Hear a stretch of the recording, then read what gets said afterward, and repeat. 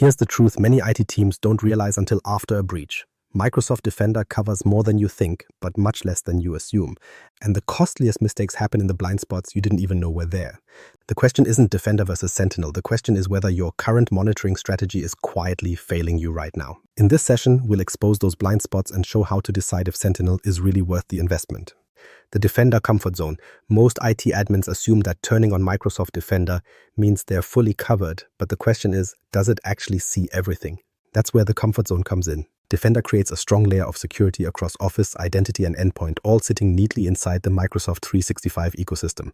Out of the box, you get phishing protection in email, behavioral monitoring on endpoints, and identity safeguards through Defender for Identity. It's designed to work together without much configuration, which is part of the reason so many admins feel safe relying on it. You get alerts on suspicious sign-ins, compromised devices, and malicious files, all flowing into a central console. On the surface, that sounds like full coverage. Defender is particularly good at connecting signals across Microsoft's products.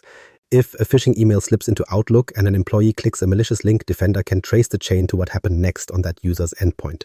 The user's device might trigger an alert showing malware execution, which Defender maps back to the original email. That kind of cross-correlation is a strength because the tools are built by the same vendor and share data by design. It feels like an end-to-end defense system running without extra effort.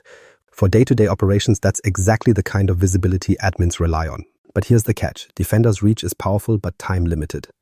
The standard log and alert retention is often capped at 30 days for some signals and up to 90 days for others. That means if an attacker waits out the clock, remaining inactive for several months before launching the next stage of their attack, you won't have the logs available to reconstruct what happened before. Try investigating a breach that quietly began 4 months ago and you'll hit a wall. The event data you need will already be gone. Consider a real-world scenario. Imagine a hacker gains access to a privileged account using stolen credentials. Instead of immediately exfiltrating data, they lie low for half a year, occasionally signing in to maintain access but never triggering a high-severity alert. By the time they finally act, Defender's data has already rolled off. You can still see the latest actions, but the breadcrumbs that show when and how they first entered are already deleted. Investigators end up piecing together fragments instead of building the full timeline, and in a serious incident, that missing history can mean the difference between containment and continued compromise. What makes it tougher is that Defender's strengths, the tight integration and correlation across Microsoft 365, remain confined within that ecosystem. It can connect emails with endpoints or endpoints with identities, but it won't link those patterns to an attack on AWS or to logs from your firewall. You get a consistent story, but only inside Microsoft's garden walls. If your organization's footprint stretches beyond those services, important signals remain invisible. A relatable way to think about it is like having home security cameras that automatically delete footage every week. They're great for catching a package thief today, but if the police come asking for images of a break-in that happened last month, there's nothing left to show. That's exactly what many organizations don't realize about Defender. Its protection is immediate, but its memory is short. Now contrast that with what research shows about modern threats. Reports consistently state that the average time to detect a breach is more than 200 days. That's more than half a year between the initial compromise and someone actually noticing. If your logs only stretch back 1 or 2 months, you can't investigate attacks at the scale or speed adversaries actually operate. This mismatch sets up a worrying blind spot. The very tool you depend on to protect your tenant doesn't remember old enough data to defend against today's threat timelines. This should make you pause. If the average attacker waits quietly for months before causing visible harm, then many organizations might already have compromises sitting just outside Defender's memory window. That nagging question starts creeping in. If you were breached 6 months ago, would you even be able to prove it? So while Defender is incredibly effective as a daily shield, identifying threats, notifying admins, and blocking attacks in progress, it leaves a hidden liability in longer investigations. You don't notice the gap until you're already in an incident, and by then it's too late to go back. This is where the conversation naturally shifts. Because if Defender is the camera with limited storage, where do you turn for a longer memory and a wider view? That's where Sentinel starts becoming more than just an optional add-on. It's the piece designed to capture what Defender forgets. When good enough fails, picture this. Compliance auditors show up and the first thing they ask for is 6 months of log history. You open up your Defender console and realize most of what they're asking for just isn't there anymore. Suddenly the question flips from are we secure to can we even prove what happened? That's the moment when relying only on Defender starts feeling a lot less comfortable, because security isn't just about blocking threats in real time. For regulated industries, it's about being able to demonstrate what happened months ago, with complete evidence stored in a way that meets strict requirements. The reality is that frameworks like GDPR, ISO 27001, and HIPAA aren't impressed by quick endpoint detections or fancy dashboards. They ask simple, direct questions. How long do you retain data? Can you reconstruct an incident from start to finish? And can you prove none of those records were altered? These regulations place clear expectations on organizations to keep logs for extended periods, often 6 months, a year, or even longer. So while Defender gives you insights for a few weeks or months, that window falls far short of typical compliance needs. And what makes this a real trap is that many administrators only realize this gap when auditors are already in the room asking for proof. Take one mid-size manufacturing firm as an example. They assumed running Microsoft 365 Defender across identity, endpoint, and email kept them both secure and compliant. The SOC team felt confident until they were asked to provide a 1-year log history during an external review. Suddenly, they were scrambling. Defender could only show activity for the last 90 days in some components and only 30 in others. They pulled advanced audit data to fill some pieces, but it still didn't add up to a complete trail across the whole environment. By the time they realized Defender wasn't designed to serve as a compliance archive, they were already explaining gaps in front of auditors. That pressure didn't just come with stress. It came with the possibility of fines if they couldn't demonstrate proper record keeping. And here's what throws people. Even if you purchase extra features like advanced auditing in Microsoft 365, you still don't have a SIEM. Those audit logs can extend retention or expose more detailed activity, but they're siloed and not designed to weave into a broad security narrative. You can query Microsoft 365 logging, but that still doesn't provide central correlation, custom analytics, or the long-term storage compliance officers expect. In short, more logs doesn't equal compliance if those logs aren't structured in a way to meet regulatory standards. They remain lists of events instead of actionable correlated records. This is why, when you look at adoption patterns, compliance often shows up as an even bigger driver for Sentinel than pure technology needs. Organizations aren't just adding Sentinel because they want fancier dashboards or smarter queries. They are adding it because without a system to capture and hold that data securely over the long haul, audits and legal obligations become real liabilities. Sentinel's core design is to ingest, normalize, and retain logs across multiple sources, translating directly into meeting retention policies. It does what Defender by itself doesn't even attempt to do. Think of it like this. Defender is your frontline shield. It blocks malicious emails on Tuesday morning or quarantines a bad file on a laptop Thursday afternoon. It guards the castle walls in real time, but auditors and regulators want to see the entire war journal, the record of every battle, every alert, every attempt across the year. Their expectation is not to see if you stopped one specific threat, but to prove your monitoring system has an unbroken archive of events that can be referenced months or years later. That's something only a proper CM solution like Sentinel can provide. And the hidden cost of ignoring this is steep. Regulatory fines for failing retention requirements can exceed any Sentinel subscription fee by orders of magnitude. Worse, reputational damage often follows. Clients and partners lose trust when an organization can't demonstrate accountability. You may save on Azure costs by not extending your capabilities, but a single compliance failure can wipe out budget savings in an instant. So this is the tipping point. Defender alone is powerful for daily defense, but compliance turns Sentinel from an optional tool into a requirement. If your logs can't pass the audit test, the argument for adding Sentinel is no longer about features. It's about survival in a regulated landscape, which naturally raises the next challenge. How do you extend coverage with Sentinel without creating unnecessary overhead? That's where things get interesting. Where Sentinel shines. If Defender is the fire alarm, Sentinel is the investigator piecing together who set it off and how long they lingered before anyone noticed. The two are very different roles. Defender tells you when something happens right now. It's about detection and prevention in the moment. Sentinel, on the other hand, is about building the full story, connecting signals that aren't obvious, and storing the evidence long enough to actually use it in a proper investigation. Without that deeper layer, your security team is always stuck reacting to whatever Defender caught last instead of answering the harder questions about how incidents started or where they're spreading. That's because Sentinel isn't just another dashboard. It's a full cloud-native security information and event management system built around scale. When paired with Defender, you're suddenly not limited to only Microsoft 365 alerts. You can pull in firewall data, cloud application logs, signals from AWS or GCP, and behavioral feeds from endpoint security tools outside the Microsoft stack.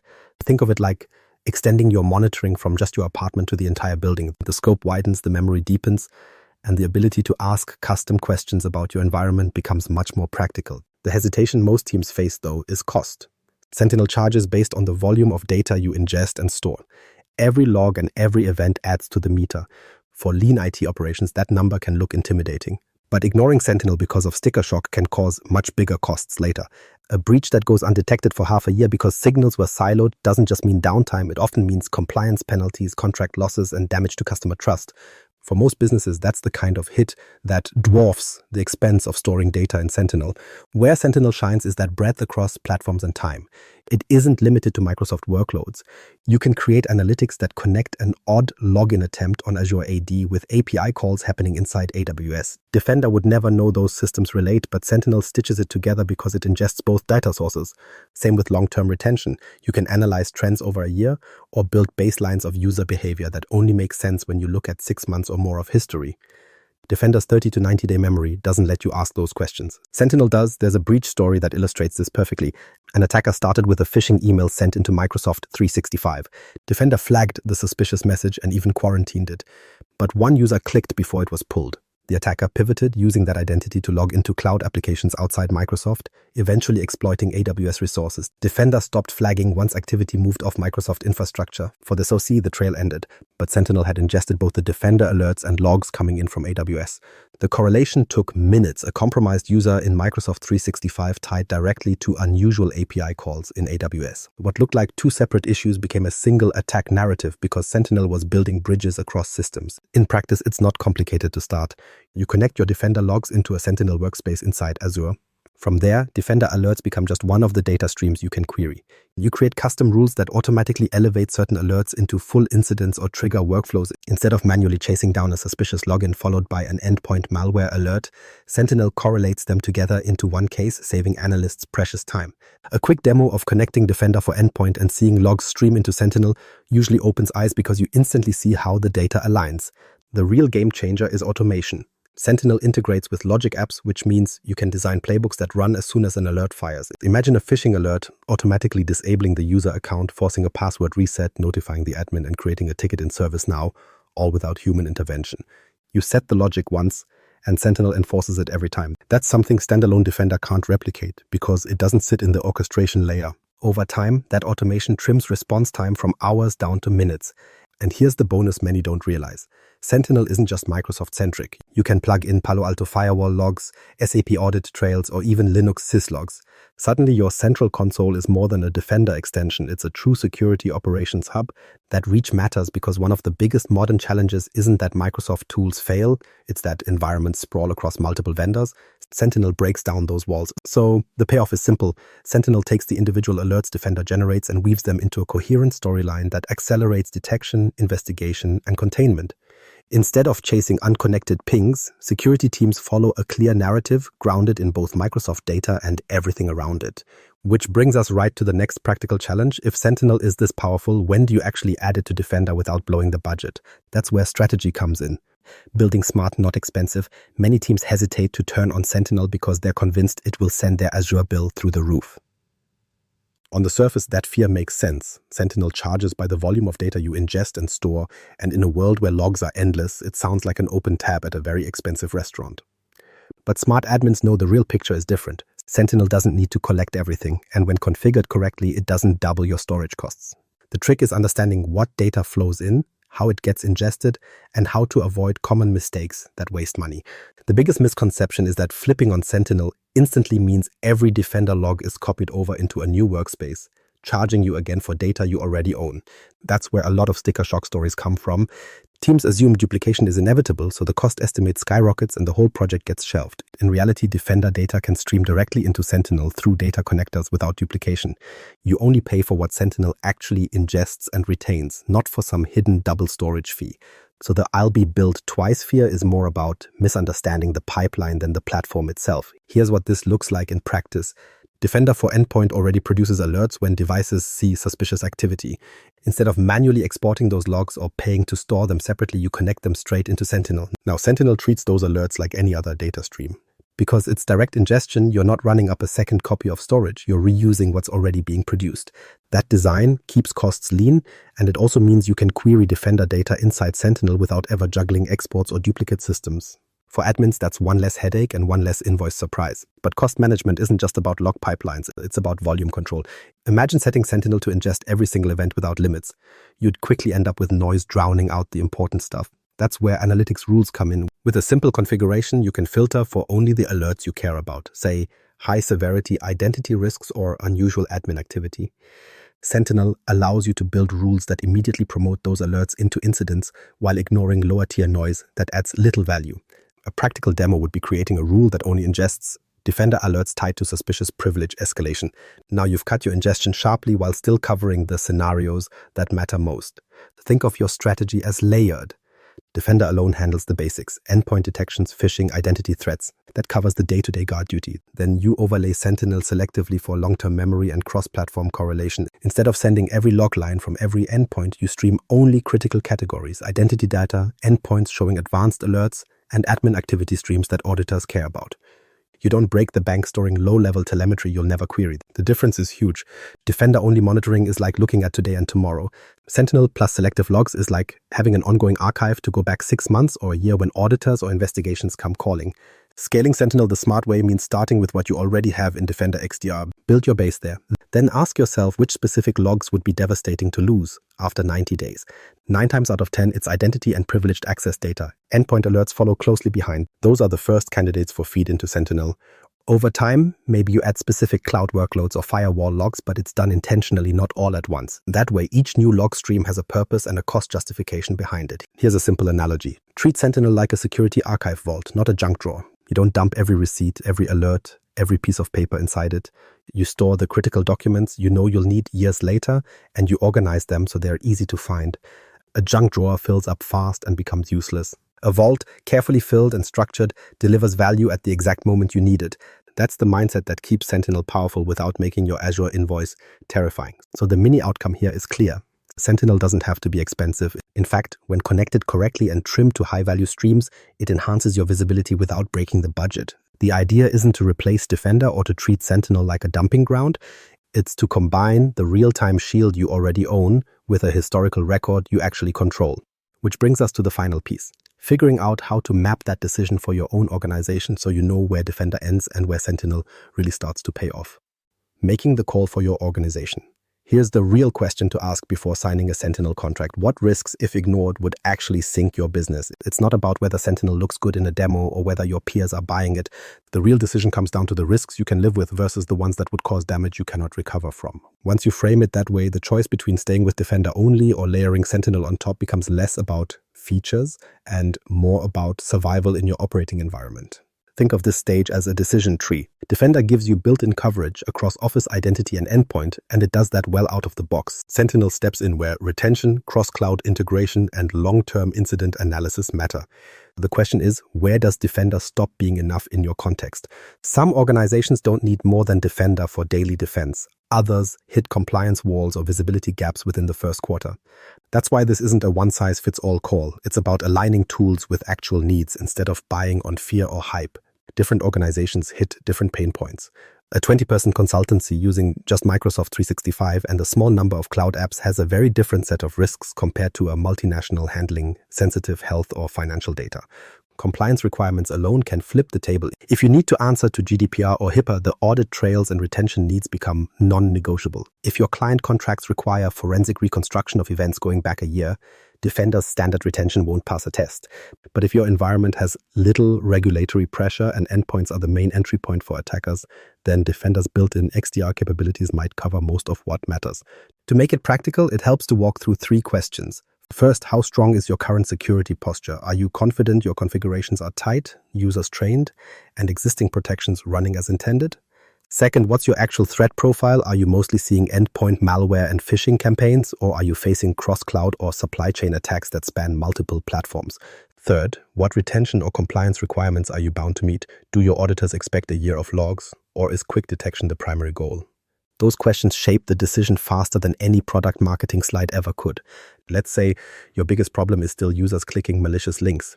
You've already rolled out Defender for Office and Defender for Endpoint, and most issues show up there. If that matches your threat profile and you don't have strict audit needs, then Defender XDR may be enough on its own. On the other hand, if your footprint includes Azure workloads, third-party SaaS, AWS, or a combination of all 3, and an attack could thread its way across those environments, then Sentinel becomes less optional. Defender will only tell you part of the story. Sentinel is what ties accounts, cloud resources, and admin activity together into one narrative. It helps to think in terms of maturity levels. At the foundation, Defender covers the essentials: identity protection, endpoint monitoring, and Office email safeguards. As you climb up into broader oversight, Sentinel becomes the extension that turns these isolated protections into a complete monitoring framework. It graduates your defense from daily blocking into long-term strategy and oversight. That tiering helps explain why some organizations layer Sentinel immediately, while others hold off until scale, compliance, or risk exposure makes it necessary. Real-world cases make the difference clear. A small marketing agency with 30 employees runs purely on Microsoft 365 and Windows PCs. Their greatest risk is phishing and endpoint compromise. They use Defender across the board, and with proper policies and MFA, it's worked. They have no large regulatory burden, so the setup fits. Contrast that with a global enterprise handling sensitive client data across Azure, AWS, and on-prem servers. Their SOC discovered that during incidents, piecing logs together was slow and incomplete without Sentinel. For them, Sentinel wasn't an upgrade. It was essential to even maintain compliance and credibility in client audits. So it comes down to a single practical question. Am I comfortable with the blind spots I currently live with? If you can answer yes, Defender XDR might be enough. If the thought of not having records for 6 months or not spotting cross-cloud connections makes you uneasy, then Sentinel is more than justified. The clarity is this. Defender gives you the daily defense you rely on, while Sentinel ensures you don't lose the bigger picture over time. That balance sets up the final piece of the puzzle, where we tie these threads into one clear insight you can act on. Defender is your shield in the moment. It blocks, alerts, and reacts when threats land on your doorstep. But Sentinel is the memory and intelligence that carries forward, preserving history and connecting signals into a story you can use months later. One without the other leaves a gap that attackers quietly exploit. So here's the call. Don't wait for an incident to show you what's missing. Audit your blind spots today, map what you can prove, and test whether your retention stands up. Ask yourself this. If an attack started 6 months ago in your tenant, could you even prove it?